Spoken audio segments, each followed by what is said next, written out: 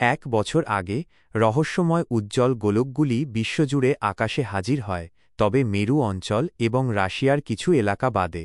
অনেক সরকার এগুলো ধ্বংস করার চেষ্টা করে, কিন্তু এতে তারা আরও বৃদ্ধি পায়। ড্রোন ও স্যাটেলাইটের মাধ্যমে নমুনা সংগ্রহের পর সিদ্ধান্ত নেওয়া হয় যে যতক্ষণ না এগুলোকে আক্রমণ করা হয় ততক্ষণ পর্যন্ত এগুলো বিপজ্জনক নয়। তাই মানুষ এগুলো উপেক্ষা করে স্বাভাবিক জীবনযাপন করতে থাকে। এয়ারপ্লেন চালানো অসম্ভব হয়ে পড়ে, তাই লোকেরা বেলুন ব্যবহার করে আকাশে ভ্রমণ শুরু করে। এক সকালে একটি গোলক কোরিয়ায় ভেঙে পড়ে এবং সামরিক বাহিনী দ্রুত এলাকাটি ঘিরে ফেলে। এক সৈনিক এটিকে গুলি চালিয়ে ধ্বংস করার চেষ্টা করে, কিন্তু কিছুই হয় না। এরপর সে একটি ব্যাজুকা ব্যবহার করেও কোনো ক্ষতি করতে পারে না। হঠাৎ গোলকটি উজ্জ্বল হয়ে ওঠে এবং বিকট শব্দ করে। এরপর এর ভেতর থেকে একটি ভয়ঙ্কর প্রাণী বেরিয়ে আসে। 4 সপ্তাহ পর সুংজিন হাইস্কুলে শিক্ষক ইউনিয়ং ঘোষণা করেন যে কলেজের ভর্তি প্রক্রিয়া বাতিল করা হয়েছে। টেলিভিশনে প্রতিরক্ষা মন্ত্রীর ভাষণ সম্প্রচারিত হয়, যেখানে জানানো হয় যে সরকার আরও সৈন্য সংগ্রহ করতে চায়, তাই উচ্চ মাধ্যমিকের শিক্ষার্থীদেরও প্রাপ্তবয়স্কদের সঙ্গে প্রশিক্ষণ নেওয়া বাধ্যতামূলক হবে। শিক্ষার্থীদের জানানো হয় পড়াশোনা চালিয়ে যাওয়ার পাশাপাশি সামরিক প্রশিক্ষণও করতে হবে এবং এতে অংশগ্রহণ করলে অতিরিক্ত ক্রেডিট পাওয়া যাবে। এই ঘোষণার পর শিক্ষার্থীরা আতঙ্কিত হয়ে পড়ে, কিন্তু ইউন-ইয়ং তাদের আশ্বস্ত করেন যে তাদের শুধুমাত্র রিজার্ভ বাহিনীতে রাখা হবে এবং সরাসরি যুদ্ধে পাঠানো হবে না। এরপর তিনি অভিভাবকদের স্বাক্ষরের জন্য সামরিক প্রশিক্ষণ সম্মতি ফর্ম বিতরণ করেন। ক্লাস শেষ হওয়ার পর ইলহা প্রতিদিনের মতো ইয়ং-হুনকে হয়রানি শুরু করে।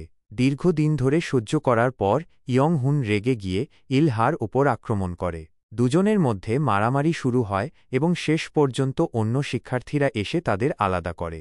রাতে সবাই নিজেদের বাবা-মার সঙ্গে সামরিক প্রশিক্ষণের বিষয়ে আলোচনা করে। কেউ এতে অংশগ্রহণ করতে চায় অতিরিক্ত ক্রেডিটের জন্য, আবার কেউ বাধ্য হয়ে সই করতে বাধ্য হয়। পরদিন সকালে শিক্ষার্থীরা স্কুলে এসে দেখে পুরো ক্যাম্পাসে সৈন্যরা মোতায়েন রয়েছে। ইউন-ইয়ং তাদের গ্রুপের দায়িত্বে থাকা লেফটেন্যান্ট লিকে পরিচয় করিয়ে দেন। লি ঘোষণা করেন যে প্রশিক্ষণ স্কুলের ক্লাসের পর অনুষ্ঠিত হবে এবং ক্লাস লিডার ইউ-জুংকে সিনিয়র প্রাইভেট পদে নিযুক্ত করেন। এরপর তিনি চি-ইওলকে ক্যামেরাম্যান হিসেবে নির্বাচিত করেন, যাতে অভিভাবকদের জন্য শিক্ষার্থীদের প্রশিক্ষণের ভিডিও রেকর্ড করা যায়। শিক্ষার্থীদের জন্য পুরস্কার পদ্ধতি চালু করা হয়। 10 পয়েন্ট অর্জন করলে এক অতিরিক্ত ক্রেডিট পাওয়া যাবে এবং 30টি শাস্তি পয়েন্ট হলে প্রশিক্ষণ থেকে বাদ পড়তে হবে। এরপর তাদের থাকার ব্যবস্থা দেখানো হয়, যেখানে স্কুলের কিছু অংশ সামরিক ব্যারাকে রূপান্তরিত করা হয়েছে। এরপর শিক্ষার্থীদের অস্ত্র সরবরাহ করা হয়। তারা অস্ত্রগুলো খেলনার মতো ব্যবহার করতে শুরু করলে সৈন্যরা তাদের ধমক দেয়। লি তাদের মনে করিয়ে দেন যে যুদ্ধের সময় অস্ত্রই তাদের একমাত্র ভরসা। রাতে তারা পরিবারের জন্য ভিডিও বার্তা রেকর্ড করে। কেউ অভিযোগ করে, কেউ উদ্বেগ প্রকাশ করে। ইলহার ফোনে একটি ফাঁস হওয়া ভিডিও দেখতে পাওয়া যায়, যেখানে সৈন্যরা কিছু একটিকে হত্যা করছে। লি এসে এটি বন্ধ করে দেন এবং ইয়ং-হুন ইলহার ফোন থাকার কথা জানিয়ে দেয়। লি ফোনটি বাজেয়াপ্ত করে এবং ইলহাকে শাস্তিস্বরূপ 3টি পেনাল্টি পয়েন্ট দেয়। ইলহা রেগে গিয়ে ইয়ং-হুনকে মারতে চায়, কিন্তু লি দুজনকেই শাস্তি হিসেবে নোংরা পানি সরাতে পাঠায়। এ সময় একটি গোলক স্কুলের সামনে আছড়ে পড়ে এবং ইলহা রেগে গিয়ে ইয়ং-হুনকে সেটার উপর ঠেলে দেয়। হঠাৎ গোলকটি খুলে যায় এবং এক বিশাল এলিয়েন বেরিয়ে এসে ইয়ং-হুনকে পুরোপুরি গিলে ফেলে। পরদিন সকালেই শহরের বিভিন্ন জায়গায় আরও গোলক পড়তে শুরু করে। সামরিক বাহিনী প্রশিক্ষণ আরও কঠিন করে তোলে। শিক্ষার্থীরা ক্লান্ত হয়ে পড়ে, কিন্তু তারা গুলি চালানোর প্রশিক্ষণ পায়। এক রাতে ইলহা চি-ইওলকে হুমকি দেয় যাতে সে ইয়ং-হুনের মৃত্যুর ঘটনা কাউকে না বলে। চি-ইওল স্বপ্ন দেখে যে সে নিজেই একটি এলিয়েনের মুখোমুখি হয়েছে এবং আতঙ্কে জেগে ওঠে। পরদিন লি সবাইকে নির্দিষ্ট সময়ের মধ্যে বন্দুক খুলে আবার জোড়া লাগানোর চ্যালেঞ্জ দেন। যারা ব্যর্থ হয় তারা শাস্তি পায়। পরে শিক্ষার্থীরা গুলি ছোড়ার জন্য শুটিং রেঞ্জে যায়। ফিরে আসার পথে কিছু ছাত্র গোপনে খাবার সংগ্রহ করতে দোকানে যায়, কিন্তু সৈন্যরা তাদের খুঁজতে যায়। হঠাৎ একটি ভয়াবহ দৃশ্য দেখা যায়, একটি এলিয়েন দ্বারা টুকরো টুকরো করা লাশ। আতঙ্কিত শিক্ষার্থীরা দৌড়ে পালাতে চেষ্টা করে, কিন্তু এলিয়েনরা তাদের তাড়া করে। একজন শিক্ষক বন্দুক নিয়ে এলিয়েনদের প্রতিহত করার চেষ্টা করেন, কিন্তু ব্যর্থ হন এবং মারা যান। শিক্ষার্থীরা বিশৃঙ্খলার মধ্যে ছড়িয়ে পড়ে। কেউ কেউ এলিয়েনদের হাত থেকে বেঁচে যায়, কেউ আটকা পড়ে। শেষমেশ লি ও বাকি সেনারা এসে শিক্ষার্থীদের রক্ষা করে। এক ছাত্র ভুল করে বন্ধুদের দিকে গুলি চালিয়ে ফেলে, কিন্তু তারা কোনোভাবে বেঁচে যায়। বেঁচে থাকা সবাই একত্রিত হয় এবং বুঝতে পারে এখন থেকে তাদের জীবন আর স্বাভাবিক থাকবে না। সৈন্যদের একটি দল স্কুলের ছাদে পৌঁছে এবং ওপর থেকে গুলি চালাতে শুরু করে, কিন্তু ঠিক তখনই আরেকটি গোলক তাদের উপর এসে পড়ে। শিক্ষার্থী এবং সৈন্যরা একের পর এক মারা যেতে থাকে, কিন্তু লি কখনোই হাল ছাড়ে না। সে কিশোর কিশোরীদের সাহায্য করতে থাকে এবং তাদের সাহস রাখতে বলে। একজন সৈনিক গাড়িতে উঠে তার বন্ধুকে ভেতরে ঢুকতে দেয় না এবং দ্রুত সেখান থেকে বেরিয়ে যায়। প্রায় কয়েকজন শিক্ষার্থীকে ধাক্কা দিয়ে ফেলার উপক্রম হয়, কিন্তু হঠাৎ একটি ভিনগ্রহী তার গাড়ির জানালার ওপর লাফিয়ে পড়ে। ফলে সে সামনে কিছু দেখতে পায় না এবং গাড়িটি দুর্ঘটনায় পড়ে। সঙ্গে সঙ্গেই এলিয়েনরা ভেতরে ঢুকে ড্রাইভারকে হত্যা করে। মানুষজন একে একে মারা যেতে থাকলে ইলহা আতঙ্কে জমে যায়, তাই চি ইয়ল তাকে টেনে নিয়ে যায়। কিছু শিক্ষার্থী একটি তাঁবুর মধ্যে লুকিয়ে পড়ার চেষ্টা করে, কিন্তু এলিয়েনদের লতানো অঙ্গ প্রত্যঙ্গ কাপড় ছিঁড়ে তাদের ধরে ফেলে।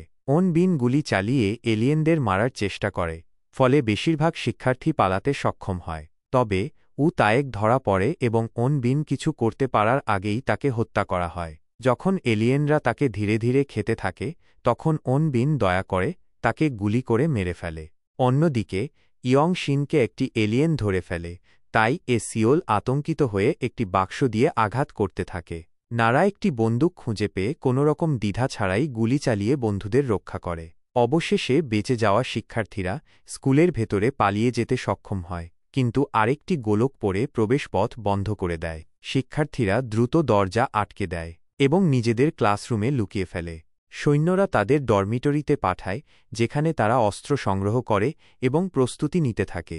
তারা স্কুলের পেছন দিকে গিয়ে দেখে যে গোলকগুলো এখনও পড়ে চলেছে, আর চারপাশে ছড়িয়ে আছে মৃতদেহ এবং এলিয়েনরা সেগুলো খেয়ে নিচ্ছে।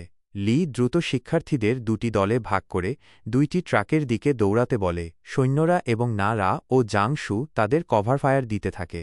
সবাই দৌড়াতে থাকে আর বন্দুকধারীরা এলিয়েনদের একের পর এক হত্যা করে। ঠিক তখনই আকাশ থেকে একটি হেলিকপ্টার ভেঙে পড়ে, যা দেখে আতঙ্কে ভেঙে পড়ে এবং গাড়িতে উঠতে অস্বীকার করে। এদিকে সিওল একটি বন্দুক দিয়ে এলিয়েনদের গুলি করতে চায়, কিন্তু তার বন্দুক কাজ করে না। শেষ মুহূর্তে তার বন্ধুরা এলিয়েনদের মেরে ফেলে। কে জোর করে ট্রাকে তুলে দেওয়া হয়, কিন্তু শেষ এক মেয়ে দৌড়ে এসে পড়ে এবং তার গোড়ালি মচকে যায়। আরও কয়েকটি হেলিকপ্টার এসে পৌঁছায়, কিন্তু সেগুলোও এলিয়েনদের আক্রমণের শিকার হয়। ট্রাকগুলো ছুটতে থাকে, কিন্তু ওন বিন পিছনে পড়ে যায়। আহত মেয়েটিও গাড়িতে উঠতে পারে না, আর লি এটা দেখতে না পেয়ে ট্রাক চালিয়ে যেতে থাকে। পরে সে জানতে পারে যে মেয়েটি মারা গেছে, কিন্তু তখন আর ফিরে যাওয়ার সুযোগ থাকে না। শহর জুড়ে গোলক পড়তে থাকে এবং ধ্বংসযজ্ঞ ছড়িয়ে পড়ে। কয়েক ঘণ্টা পর ট্রাকগুলো পাহাড়ের দিকে ছুটে যায়, কিন্তু একটি ট্রাক দুর্ঘটনার কবলে পড়ে। একটি এলিয়েন ভেতরে প্রবেশ করে ড্রাইভারদের হত্যা করে, কিন্তু শিক্ষার্থীরা পাল্টা আক্রমণ চালিয়ে তাকে হত্যা করে। তারা বুঝতে পারে যে এলিয়েনরা প্রধানত জনবহুল এলাকায় হামলা চালাচ্ছে।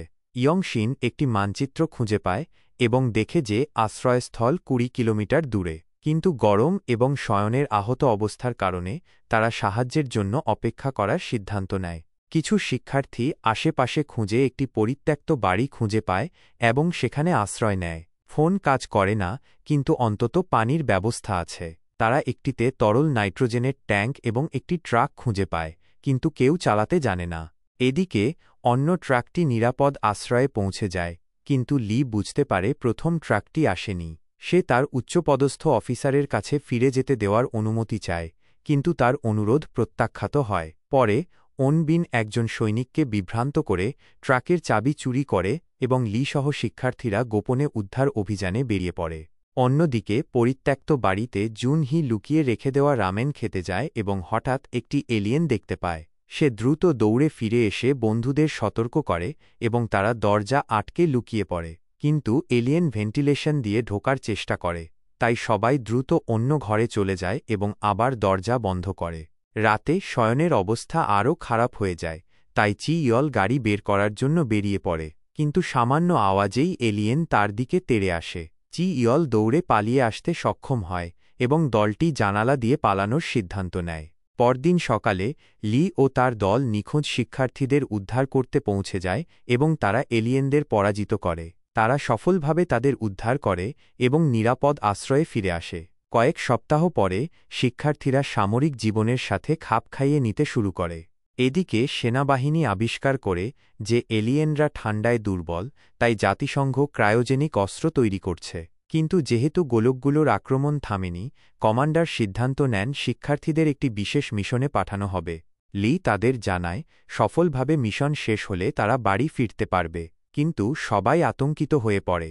রাতে ইউ জং শিক্ষার্থীদের তাদের শেষ ইচ্ছা লিখতে বলে, যা সবাইকে আরও ভীত করে তোলে। পরদিন সকালে সবাই যুদ্ধের জন্য প্রস্তুত হয় এবং তারা একসাথে শত্রুদের বিরুদ্ধে লড়াই করতে বেরিয়ে পড়ে।